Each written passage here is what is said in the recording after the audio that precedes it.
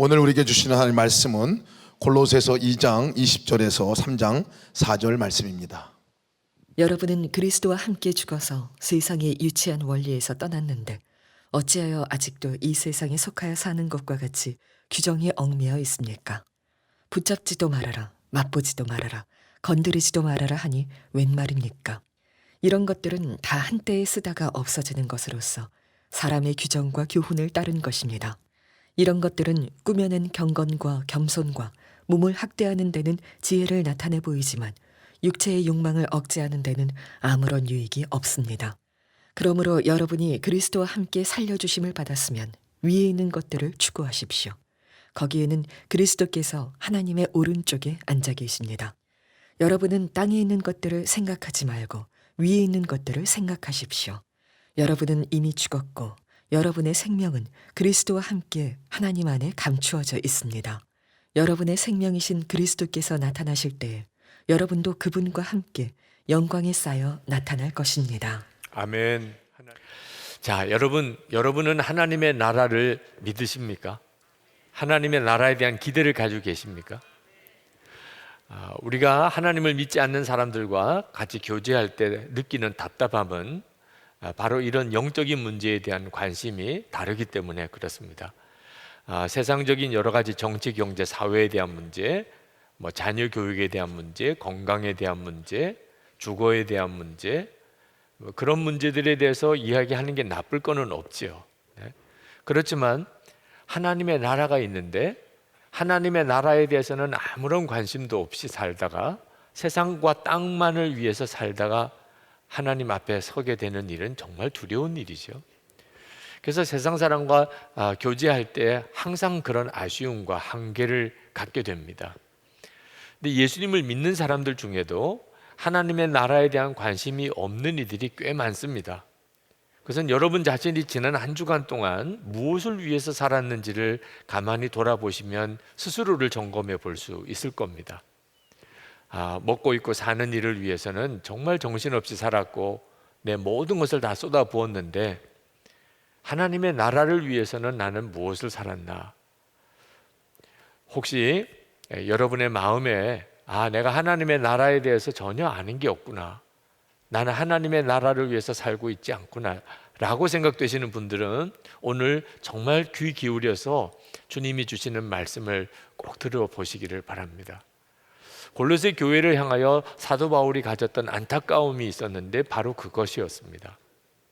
골로새 교회 교인들이 그저 예수 믿고 구원받는 정도의 믿음에서 여전히 헤매지 하나님의 나라까지 바라보는 눈이 뜨이지 않는 것 때문에 답답해했습니다. 골로새서 2장 20절 말씀에 여러분은 그리스도와 함께 죽어서 세상의 유치한 원리에서 떠났는데 어찌하여 아직도 이 세상에 속하여 사는 것과 같이 규정에 얽매여 있습니까? 사도 바울은 상당히 답답해하는 느낌을 이 말씀 속에 그대로 담아주고 있습니다. 세상에 속하여 사는 사람과 같이, 이 구절을 주목해 봐야 합니다. 오늘 이 자리에도 이 말씀에 해당되는 분들이 있기 때문에 그렇습니다. 세상에 속하여 사는 사람과 같이 그렇게 살고 있지는 않습니까? 어떻게 해서 내가 구원을 받을 수 있을까? 여전히 이 문제에서 벗어나지 못하는 분들이 있습니다. 율법을 지켜야 구원받는다, 금욕 생활을 해야 구원을 받는다, 또는 신비한 어떤 영적인 지식을 알아야 구원을 받는다. 골로새 교회 당시 때 이 거짓 교사들, 이단의 무리들이 이런 문제로 골로새 교인들을 미혹했습니다. 사도 바울은 이런 거짓 교사들에 대해서 참 분노하면서도 그런 거짓 교사의 말에 흔들리는 골로새 교인들에 대해서도 너무나 답답해 한 겁니다. 예수 그리스도와 함께 이미 죽었는데, 그래서 우리를 율법의 규례, 멍에에서 하나님이 완전히 우리를 구원해 주셨는데 왜 여전히 이거 지켜야 된다, 저거 지켜야 된다 하는 그런 말에 흔들리느냐 하는 것입니다. 21절 말씀에 붙잡지도 말아라, 맛보지도 말아라, 건드리지도 말아라 하니 웬 말입니까? 사도 바울의 그 심정을 그대로 느낄 수 있죠. 네. 이미 율법에서 벗어나서 예수님을 믿기만 하면 구원받는 놀라운 은혜를 받았는데 여전히 이거 지켜야 되냐 저거 지켜야 되냐 하는 문제 때문에 왜 아직도 흔들리느냐 하는 겁니다. 사도 바울이 이처럼 골로새 교인들이 이 구원 문제에 대해서 아직도 완전한 확신을 갖지 못하고 율법을 지켜야 된다는 말에 흔들리는 것에 대해서 답답해하는 이유는 더 놀라운 하나님의 은혜의 세계가 있기 때문에 그렇습니다. 사도 바울은 이렇게 표현합니다. 골로새서 3장 1절 말씀에 그러므로 여러분이 그리스도와 함께 살려주심을 받았으면 위에 있는 것들을 추구하십시오.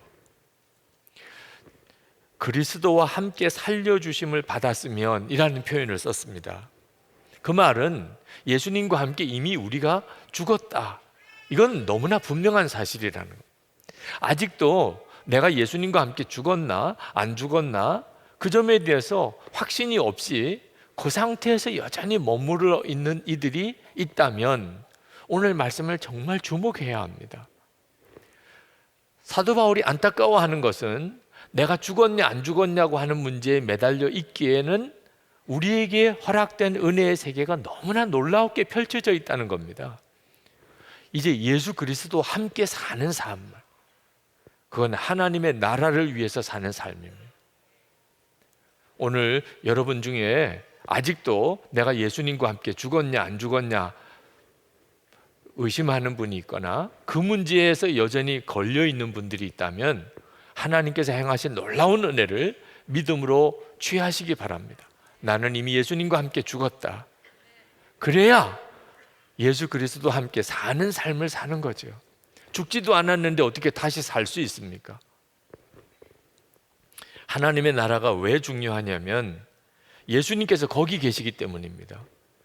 골로새서 3장 1절 말씀에 거기에는 그리스도께서 하나님의 오른쪽에 앉아 계십니다. 그래서 땅의 것들에 대해서 더 이상 생각하지 말고 하나님의 나라를 추구하라는 거죠. 2절에 여러분은 땅에 있는 것들을 생각하지 말고 위에 있는 것들을 생각하십시오. 여기 위에 있다는 것, 지금 여러분 위에 있는 것이 있습니다. 그것은 우리 눈으로 보는 하늘 저 건너편에 있는 어느 공간만을 말하는 게 아닙니다. 너무나 신비한 영적인 비밀을 담고 있기 때문에 우리에게 다 정확하게 설명할 수가 없어서 상징적인 의미를 담아서 위에 있다고 표현을 한 거죠. 하나님의 나라의 진정한 의미는 예수님이 왕이 되심에 있습니다. 예수님이 왕 되신 곳이 하나님의 나라입니다. 여러분, 예수님을 구주로 영접해서 예수님이 이제 내 마음의 왕이 되셨다면 그 하나님의 나라는 이미 내 마음에 임했습니다. 예수님이 왕이셔서 예수님에게 철저히 순종하는 교회 공동체가 있다면 그 교회 공동체 안에는 하나님의 나라가 이미 임했습니다. 하나님의 나라는 이미 우리 가운데 임했고 시작되었습니다. 그리고 예수님이 재림에 오실 때 이 땅에 완전히 임하게 될 것입니다. 여기서 사도 바울은 아주 놀라운 영적인 비밀을 말씀해 주고 있는데 그것은 우리의 생명이 예수 그리스도와 함께 하나님 안에 숨겨져 있어서 이미 하나님의 나라에 우리가 있다는 겁니다. 3절 말씀에 여러분은 이미 죽었고 여러분의 생명은 그리스도와 함께 하나님 안에 감추어져 있습니다. 이 말씀은 우리가 비록 지금은 이 땅에 살고 있지만 우리의 생명은 하나님 안에 있기에 하나님의 나라에 동시에 있다는 겁니다. 정말 놀라운 말씀이죠. 우리가 이 땅에 사는데 우리는 동시에 저 하나님의 나라에서 살고 있다는, 이상할 게 하나도 없습니다. 우리가 예수님을 믿는다는 것을 어떻게 이해해야 되는지를 정확히 알고 나면 이건 뭐 너무나 당연한 이야기입니다. 우리가 예수님을 믿는다는 이야기는 예수님이 우리 안에 임하셔서 우리가 예수님 안에 있고 예수님이 내 안에 계시는 것을 말합니다. 예수님과 우리는 포도나무와 가지처럼 하나입니다. 그런데 예수님이 지금 하나님 보좌 우편에 계십니다. 그럼 우리도 당연히 하나님 보좌 우편에 있는 거죠.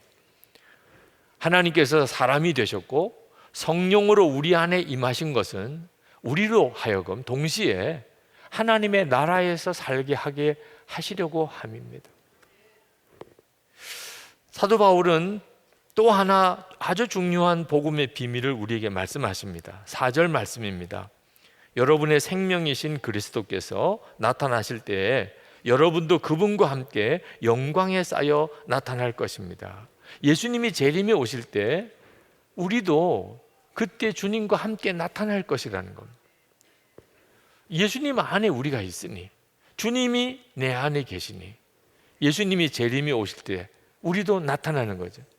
우리가 이 세상 사는 동안 예수님과 함께 삽니다. 우리가 죽으면 하나님의 나라에 갑니다. 주님 안에 있는 자니까.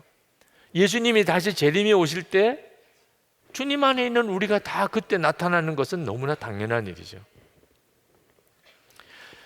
이게 얼마나 놀랍습니까? 그러니 이런 은혜를 우리가 받고 있는데 언제까지나 어떻게 하면 구원받나, 이런 구원의 초보적인 문제에 계속 여전히 매여 있으며 사는 것은 얼마나 답답한 일입니까? 사도 바울이 볼 때는 엄청나고 놀라운 세계가 펼쳐져 있는데 여전히 그 입구에서 헤매고 있는 것, 그 골로새 교회의 교인들의 모습을 보면서 답답해한 겁니다. 여러분, 매 주일마다 우리가 교회 와서 하나님께 예배 드릴 때 하나님, 지난 주간도 저 엄청 죄 짓고 살았습니다. 용서해 주세요. 용서를 구하면 주님은 언제나 용서해 주신다고 하셨으니 저 용서해 주신 줄 믿습니다. 주님 감사합니다. 그러고 가서는 똑같이 살다가 그 다음 주에 또 와서 하나님 또 죄 많이 짓고 왔습니다. 용서해 주세요. 감사합니다. 그리고 또 똑같이 죽을 때까지 그렇게 사는 사람들이 있습니다. 아니, 예수 믿고 속죄함을 받은, 은혜 받은 데서만 계속 머물러 있는 거죠. 비교할 수 없는 놀라운 은혜의 세계가 이제부터 펼쳐져 있는데 왜 그것을 알지 못하느냐 하는 것입니다. 어느 선교사님이 교회 이렇게 다니면서 말씀을 전해보니까 아주 다양한 교인들을 만나는데 아주 얼굴이 환하고 활기가 있고 감동도 있고 이런 분들은 대부분 처음 은혜 받으신 분들이라는, 얼굴이 우중충하고 표정도 없고 기쁨도 감동도 놀람도 이렇게 없는 분들은 한 30년 믿으신 분들이라는. 물론 그 선교사님이 약간의 과장을 섞어서 하신 표현이긴 하지만 괜히 우리 마음이 뜨끔한 이유는 실제로 너무나 많은 분들이 그렇기 때문입니다. 이유가 뭐죠? 처음에 속죄의 은혜에 대해서 말씀을 들었을 때 감동이 엄청나죠. 속죄함을 받았다, 예수님의 십자가의 은혜로. 그런데 거기에만 계속 머물러 있으니 5년 지나고 10년 지나고 20년 지나고 이제는 더 이상 감동할 것도 없습니다. 속죄함을 받았다는 것은 믿지만 더 이상 감동도 안 됩니다.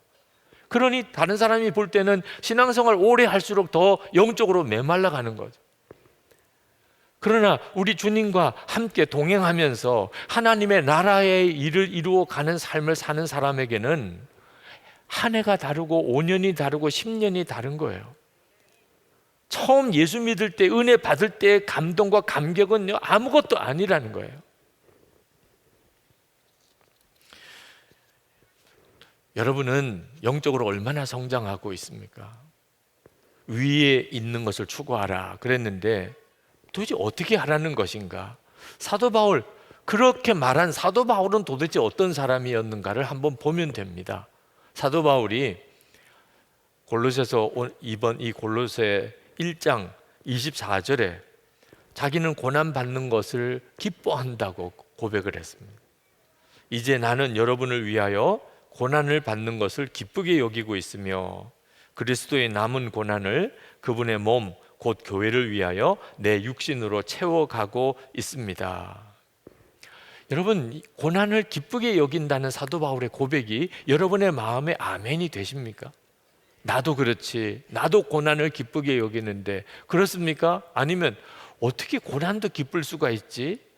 똑같은 예수님을 믿는데도 여러분은 어느 쪽인가요? 사람이 사람의 본성으로 어떻게 고난을 기뻐할 수 있습니까? 누구나 다 사람이라면 편안한 거 좋아하고 그 대접받는 거 좋아하고 높아지는 거 좋아하고 그게 본성이죠. 고난 받는 것이 기쁠 이유가 어디 있습니까? 그런데 하나님의 나라를 바라보는 눈이 뜨이고 난 사람은 완전히 달라집니다. 고난이 기뻐요. 이 세상에서 고난 당하는 것은 아무것도 아니에요. 하나님의 나라가 있으니 하나님의 나라를 위해서 당하는 고난은 오히려 기쁨이에요. 공산주의가 이 세계의 한 절반 이상을 차지할 정도로 무섭게 퍼질 때가 있었습니다. 그때 빌리그리암 목사님이 어느 전도 집회에서 한 편지를 읽어주었습니다. 공산주의자 한 청년이 자기 애인에게 헤어지자고 하면서 보낸 편지였습니다. 그 편지에서 이렇게 쓰고 있습니다. 우리 공산주의자들은 사망률이 높다. 총에 맞고 교수형을 당하고 조롱당하고 직업을 잃고 있다. 우리 중 상당한 퍼센트는 이미 죽었거나 감옥에 갇혀 있다. 우리는 대부분 가난하게 살고 있다. 우리는 좋은 집, 좋은 자동차를 가질 여유가 없다. 그러면서도 우리는 우리의 모든 시간, 모든 재산, 모든 재능을 아낌없이 당을 위해 바친다. 사람들은 우리를 가리켜 광신자라고 부른다. 그렇다. 우리는 광신자다. 우리 삶은 오직 하나의 목적, 세계 공산화에 의하여 지배되고 있다. 내가 죽도록 갈망하는 것이 있는데 그것은 공산주의가 실현된 세상이다. 그것은 이제 내 삶이요, 내 사업이요, 내 종교요, 내 취미요, 내 연인이요, 내 아내요, 내 애인이요, 내 빵이요, 내 고기다. 나는 낮에 그 일을 하고 밤에는 그것을 꿈꾼다. 나에게 이 비전을 떠나서는 어떤 다른 인생도, 우정도, 사랑도, 대화도 존재할 수 없다. 나는 이 이상을 위해 감옥에 갇힐 준비가 되어 있고 필요하다면 사형대에 갈 준비가 되어 있다. 그러니 헤어지자는 거예요. 빌리그리암 목사님이 이 공산주의 청년의 편지를 읽어준 이유가 뭐죠? 거짓 중에 거짓이 공산주의예요. 공산주의는 어디서 나왔습니까? 성경에 나오는 하나님의 나라를 그대로 베낀 겁니다. 거짓된 유토피아예요. 그 거짓된 이론에 속아서도 이렇게 자기 생명도 바치겠다라고까지 나서는데 진짜인 하나님의 나라를 알고 믿고 바라본다는 우리 그리스도인들은 어떻게 주님을 믿고 헌신하느냐 하는 것에 대해서 안타까이 호소한 겁니다. 여러분, 정말 두려운 것은 고난이 아닙니다. 고난도 기쁘다는 믿음이 없으면서도 가정이 천국이 되기를 바라고 교회가 정말 하나님의 나라가 이루어지기를 바라는 그게 두려운 것입니다. 바른 믿음을 가지고 있지 않으니까 하나님이 바르게 역사하실 수가 없는 거죠. 목회 현장이 점점 어려워지고 있습니다. 그래서 목사님들도 만나면 힘들다, 어렵다, 죽겠다 이런 말들을 자주 합니다. 그건 목회 환경이 어려워서만 그런 건 아닙니다. 목사의 마음이 변질되었기 때문에 대접받고 높아지고 또 성공하고 그러고 싶은 욕구를 목사도 가지고 있기 때문입니다. 우리 주님은 절대로 그렇게 약속하시지 않았습니다. 우리 주님이 당신의 제자를 부르실 때 그때 주님의 말씀은 이런 말씀이었습니다. 누가복음 14장 26절 27절 무릇 내게 오는 자가 자기 부모와 처자와 형제와 자매와 더욱이 자기 목숨까지 미워하지 아니하면 능히 내 제자가 되지 못하고 누구든지 자기 십자가를 지고 나를 따르지 않는 자도 능히 내 제자가 되지 못하리라. 성경에 이미 다 나와 있습니다. 그럼에도 불구하고 힘들다, 어렵다, 죽겠다는 말이 왜 나옵니까? 아직도 진짜를 발견하지 못했기 때문에. 예수님도 어떻게 이렇게 말씀하실 수 있습니까? 이렇게 말씀하시면 예수 믿을 사람이 누가 있습니까? 주의 종될 사람이 누가 있습니까? 모든 것 다 버려야 된다니. 그리고 자기 십자가를 지고 따라오래니 주님 따라올 사람이 있겠습니까?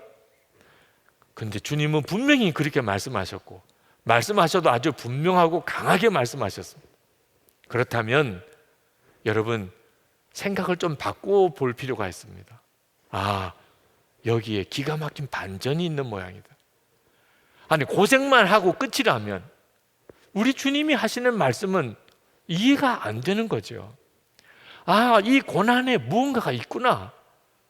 무언가가 있으니까 이렇게 말씀하시는구나. 여러분, 이제는 정말 진짜 관심을 가져야 될 것, 정말 놓치지 않아야 될 것, 여러분에게 주어진 가장 놀라운 복을 깨달을 수 있어야 합니다. 예수님이 괜히 이렇게 말씀하셨겠어요? 주님을 위해서, 하나님의 나라를 위해서 고난당하는 것이 복이니까 그것이 얼마나 놀라운 복이면 그렇게 말씀하셨겠냐는 겁니다. 저는 어릴 때 목사의 집에서 자랐기 때문에 다 하나님을 믿는 줄 알았습니다. 사람들은 다. 근데 학교 들어가 보니까 하나님 안 믿는 사람들이 대부분이었습니다. 친구들 다, 교회 다니던 친구들 하나 둘 교회에서 다 떨어져 나갔습니다. 하나님 안 계시다고 세상은 믿고 있었기 때문에. 근데 저는 하나님을 부인할 수가 없었습니다. 어려서부터 하나님이 아니면 있을 수 없는 일들을 많이 경험했기 때문에.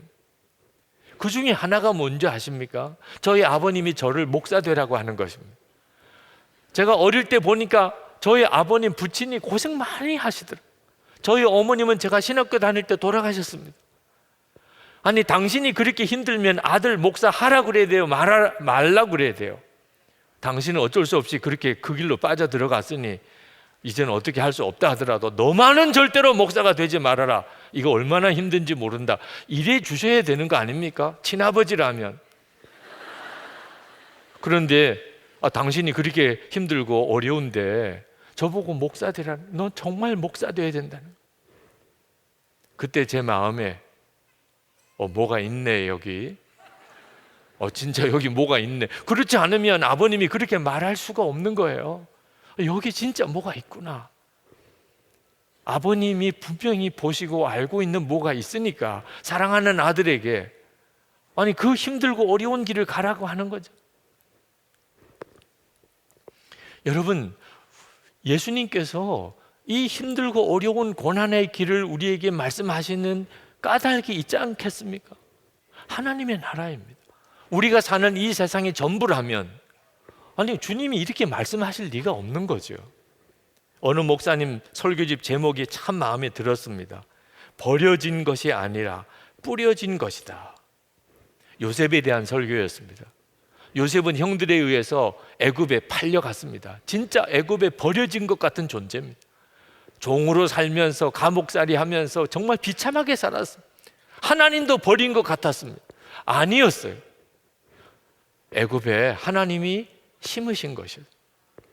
온 집안 식구들 다 구원하고 그 흉년들 때 온 애굽 주변 나라 다 구원하려고 하나님이 그 땅에 심으신 것이었어요. 하나님의 나라를 바라보는 눈이 뜨이고 나면 고난의 의미가 완전히 달라집니다. 옥하는 목사님 설교 중에 참 마음에 와닿은 구절이 있었습니다. 우리는 지금 이 세상에 살고 있지만 따지고 보면 하늘에 앉아서 세상을 사는 사람입니다. 참 기가 막힌 표현이라고 생각해요.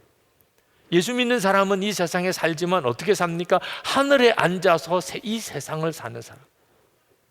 그러니 고난을 받는 것을 기뻐할 수 있는 거죠. 하나님의 나라를 위해서 살 수 있다면 이 세상에서 고난당한다 하더라도 기쁠 수 있다는 거죠. 여러분, 올해가 3.1 만세운동 일어난 지 100주년 되는 해입니다. 저희 교회에서도 3월 1일 금요일 저녁에 구국기도회로 성령 집회를 모이려고 합니다. 여러분, 100년 전에 우리 믿음의 선배들 대한독립 만세를 외쳤습니다. 왜? 우리는 일본 사람이 아니니까. 우리나라는 일본이 아니고 조선이니까. 그러니까 대한독립 만세를 외친 거예요. 그 3.1 만세운동의 주역은 교회고 성도들이었습니다. 교회 조직을 통해서 전국에 퍼져갔습니다. 그러니 얼마나 많은 교회가 불타고 얼마나 많은 기독교인들이 붙잡혀가고 죽었는지 모릅니다. 그런 어려운 희생을 겪으면서도 만세 부르지 않을 수가 없었습니다. 대한독립 만세를 불렀습니다. 그것 때문에 세계 열강이 이 조선이라는 나라가 독립국이구나 하는 것을 인정해 주게 된 겁니다. 만약에 그때 3.1 만세운동이 없었다면 이 조선은 일본의 그냥 한 나라구나 그렇게 생각했을 겁니다. 그런데 그런 무자비한 박해를 고난을 당하면서도 대한독립 만세를 외쳤던 그 조선 민족을 세계 열강이 기억하고 결국 우리가 독립할 수 있었던 거죠. 우리 민족의 독립을 위해서도 고난 당하는 줄 뻔히 알면서도 만세를 외칠 수 있었던 우리의 믿음의 선배들이에요. 그렇다면 하나님의 나라가 있음을 진짜 알게 되면 하나님의 나라를 위해서 고난 당하는 것이 어찌 기쁨이 아닐 수가 있겠느냐는 거예요. 우리에게 주어진 과제는 하나님의 나라에 대한 눈이 뜨이는 것입니다. 그러면 어떻게 그렇게 뜨겁게 정말 분명하게 하나님의 나라에 대해서 눈이 뜨일 수 있습니까? 우리가 항상 주님을 바라보고 사는 것이 열쇠입니다. 오늘 본문에 보면 그리스도인이 누군가에 대해서 4가지 놀라운 비밀이 밝혀지고 있습니다. 그리스도와 함께 죽은 사람, 두 번째는 그리스도와 함께 다시 살아나는 사람, 세 번째는 그리스도와 함께 그 생명이 하나님 안에 감추어진 사람, 네 번째는 그리스도와 함께 주님 재림이 오실 때 나타날 사람. 예수 믿는 사람이 누굽니까? 요 4가지에 다 담겨져 있습니다. 그러니 여러분, 우리가 어떻게 세상 사람들처럼 살 수 있습니까? 우리가 보통 사람이 아니잖아요. 예수 그리스도와 함께가 핵심 열쇠입니다. 그리스도와 함께가 모든 것을 다 바꿔놓는 것입니다. 하나님의 나라에 대해서 눈이 뜨이는 것도 그렇습니다. 우리가 어떻게 하나님의 나라를 알 수 있겠습니까? 그런데 우리가 항상 예수님 내 안에 계시고 내 생명이 되셨음을 진짜 믿고 이제는 예수님이 나의 주님이심을 고백하고 항상 주님을 바라보고 살면 하나님의 나라가 깨달아지고 믿어지고 확신이 생기고 갈망이 생긴다는 겁니다. 저는 어릴 때부터 천국에 대한 설교를 들었기 때문에 천국이 있다고 생각했습니다. 그러나 천국이 있다는 그 믿음이 제 삶을 바꾸지는 못했습니다. 왜냐하면 그냥 들어서 아는 지식에 불과했기 때문에. 그런데 예수 그리스도께서 제 안에 계시다는 놀라운 복음을 듣고 제 마음이 확 바뀌었습니다. 예수님이 내 안에 계시다면 내가 당연히 주님을 바라보고 살아야 하잖아요. 그래서 그때부터 24시간 주님을 바라보고 살기를 힘썼습니다. 제가 했던 건 그게 전부였습니다. 주님이 내 안에 오셨으니 나도 주님 바라보고 살아야지. 그런데 참 놀라웠게도 하나님의 나라가 믿어지고 내 삶의 실제가 되고 내 마음의 소원이 되고 가장 매일 드리는 기도요, 가장 먼저 드리는 기도가 되었습니다. 매일 합심 기도 드리시는 분들, 함께 드리시는 분들 다 아시잖아요.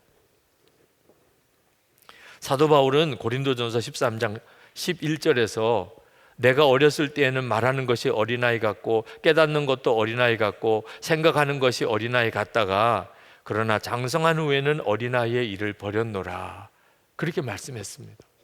여러분은 이제 예수 믿은 지 이제 연한이 깊어져 가면서 어린아이의 일을 벗어버렸습니까?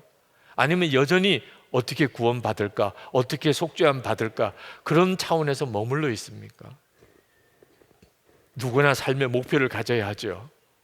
그러나 그 목표는 영원히 변하지 않을 진짜 목표여야 합니다. 30대에 가졌던 목표, 50이 되어서 가지는 목표, 70이 되어서 가지는 목표, 90세가 되어서도 그 목표는 동일한 목표여야 한다는. 나이 90이 되고 나니까 그 전에 젊었을 때 가졌던 내 삶의 목표는 다 이제는 의미가 없어졌다. 그러면 그는 헛것 붙잡고 살았던 것. 나이 90이 되어서 다 소용이 없다면 그는 진짜를 붙잡은 게 아닌 겁니다. 30이나 50이나 70이나 90세나 항상 변하지 않는 분명한 목표여야 진짜 목표지요. 그런 목표가 어디 있습니까? 오직 예수님, 하나님의 나라예요. 90세가 되어도 그건 변함이 없습니다. 오히려 나이가 들면 들수록 더 귀하고 더 분명하고 더 가치가 있는 것. 이스라엘 백성들이 출애굽할 때 피난을 떠나야 되니까 바리바리 짐을 다 꾸려서 떠났을 겁니다. 많이 가지고 간 사람도 있고 적게 가지고 간 사람도 있고. 그런데 광야로 나가서 애국 군대가 뒤쫓아 올 때 바리바리 많이 싸간 사람이 더 고생을 많이 했던 거 아십니까? 아니, 짐이 없는 사람은 차라리 몸이 가볍게 빨리빨리 가지만 짐이 많은 사람들은 뒤에 애국 군대가 쫓아오지, 지금 앞에는 홍해지, 어떻게 해야 되냐면 결국은 하나 둘 다 버려야 되잖아요. 그러다가 홍해를 겨우 건넜습니다. 이제는 가진 게 금붙이밖에 없습니다. 나머지들은 다 버리고 이 금붙이라도 어디서 팔아서 먹고 살아야지, 그리고 가지고 있었던 이 금붙이 마지막에 어떻게 했습니까? 다 모아다가 홀라당 금송아지 만들어버렸죠. 그것 때문에 다 죽을 뻔했잖아요. 그들이 결국은 세상 거 붙잡고 있었던 것 때문에 힘들게 사는 겁니다. 그것 때문에 사실은 인생이 무거워지는 거라니까. 하나님께서 우리를 축복하셔서 이 세상에서도 우리의 필요를 채워 주시지만 우리가 바라고 정말 추구해야 될 것은 세상이 아닌 것입니다. 하나님의 나라예요. 저는 오늘 이 시간 여러분 모두가 정말 진짜를 붙잡게 되기를, 나이 90이 되어서도 후회하지 않을 그것을 붙잡게 되기를, 우리 주님 앞에 갔을 때 그때 감격이 넘치는 삶을 정말 살 수 있게 되기를 진심으로 축복합니다. 성령께서 여러분들의 마음에 답을 주시기를 원합니다. 우리 이 시간 같이 기도하겠습니다. 하나님, 제 눈을 열어 하나님의 나라를 보게 해 주옵소서. 제가 진짜를 붙잡고 살게 해 주옵소서. 하나님, 제가 아직도 잘못 판단한 것 있으면 보여주소서. 주 예수님과만 오직 동행하는 삶을 살게 해 주옵소서. 우리 다 함께 기도하겠습니다. 은혜와 사랑이 충만하신 아버지 하나님, 놀라우신 하나님의 은혜를 감사하며 찬양합니다. 아버지 하나님, 이 시간에 주의 말씀으로 주의 사랑하는 성도들과 함께 하시고 주님의 놀라우신 은혜로 주님 역사해 주시기를 원합니다. 아버지 하나님, 주님 앞에 왔습니다. 하나님의 은혜 안에 하나님 우리가 서 있습니다. 말씀으로 임하여 주셔서 하나님 성령의 역사하심으로 우리 눈을 열어주셔서 하나님의 놀라우신 역사를 보게 하소서. 하나님의 나라의 비밀을 깨닫게 해 주옵소서. 하나님, 우리가 세상에서 방황하지 않고 하나님의 세상만 연연하여 살지 아니하고 하나님의 그 나라와 그 영광과 비밀을 향하여 나아갈 수 있게 하여 주시기를 원합니다. 사랑하는 성도들의 심령 가운데 주님이 임하시고 역사하시고 깨닫게 하시고 눈뜨게 하시고 하나님 보여주시고 은혜의 더욱 충만한 세계로 들어가게 하여 주시옵소서. 하나님의 놀라우신 은혜를 감사합니다. 아버지 하나님, 오늘 저희들이 다 하나님 앞에 왔습니다. 주님, 정말 주님을 갈망하고 사모합니다. 우리의 눈이 열려 하나님의 나라를 보게 되기를 원합니다. 주님의 은혜에 더 깊은 세계로 들어가기를 원합니다. 주님, 저희들을 붙들어 주소서. 주님, 이 시간에 주의 보혈로 우리를 씻겨 정결하게 하시고 우리의 영안이 열려 하나님의 나라를 바라보게 하소서. 죄사함 받은 것, 구원받은 그 구원의 초보에서 이제는 하나님의 나라의 영광을 위해서 더욱 나아가게 하소서. 이제는 내가 죽었냐 살았냐 하는 문제에 매이지 아니하고 이제는 예수 그리스도와 함께 사는 자의 삶을 살게 하여 주옵소서. 오늘 주의 성령께서 답을 주소서. 마음에 깨닫게 하소서. 방황이 여기서 끝나게 하시고 이제는 정말 주님을 붙들고 사는 놀라운 믿음의 삶을 살게 하옵소서. 오늘도 저희들이 전심으로 하나님 앞에 예배하며 아버지 하나님, 주님을 향한 사랑과 감사를 담아 예물을 주님께 봉헌해 드립니다. 하나님의 역사와 영광을 위해서 드리기를 원합니다. 성도들의 삶에 하나님께서 은혜와 복을 주실 것을 마음껏 부어주소서. 하나님, 심령에는 넘치는 은혜로 주소서. 주님을 바라보는 은혜의 눈이 열리게 하소서. 병든 몸은 깨끗이 고쳐주소서. 하나님, 믿지 않는 가족들이 다 구원을 받고 그리고 우리의 자녀들이 하나님 앞에 더욱 존귀하게 쓰임받게 하시고 우리 다음 세대들을 위해서 짓고자 하는 교육관 건축이 하나님의 은혜의 역사대로 그렇게 아름답게 잘 지어지게 하소서. 성도들의 기업에 복을 주셔서 주의 일할 힘이 있게 하소서.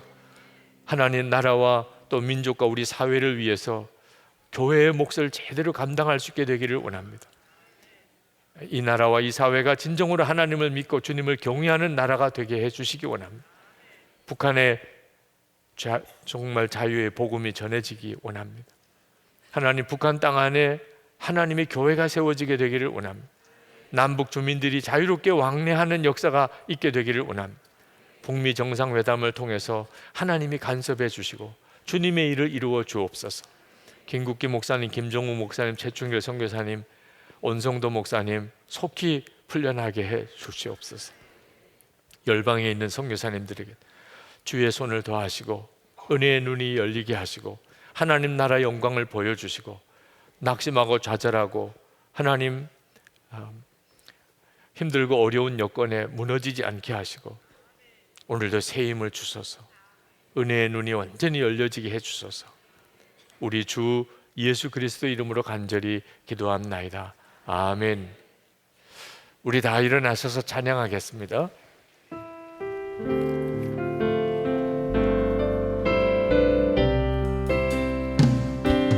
눈을 들어 주를 보라. 주의 영광을 보라. 눈을 들어 주를 보라. 주의 영광을 보라. 주는 및 거룩과 진리 능력에 주의 영광 나타나셨네. 선포하라 선하신 주. 주의 인자는 영원함이라. 선포하라 선하신 주. 주의 인자는 영원함이라. 선포하라 선하신 주. 주의 인자는 영원함이라. 선포하라 선하신 주. 주의 인자는 영원함이라. 우리 예배 후에 저와 인사하실 분들은 내려오셔서 인사해 주시기 바라고, 혹시 기도 받기를 원하시는 분들은 여러분 왼쪽 편 아래쪽 입구에 가시면 목사님들이 기도해 주시겠습니다. 우리의 생명의 주 예수 그리스도의 은혜와 좋으신 아버지 하나님의 말할 수 없는 사랑하심과 지금도 우리와 함께 하시는 보혜사 성령님의 교통하심이 예배하고 돌아가는 모든 성도들과 함께 하시기를 축원하옵나이다. 아멘.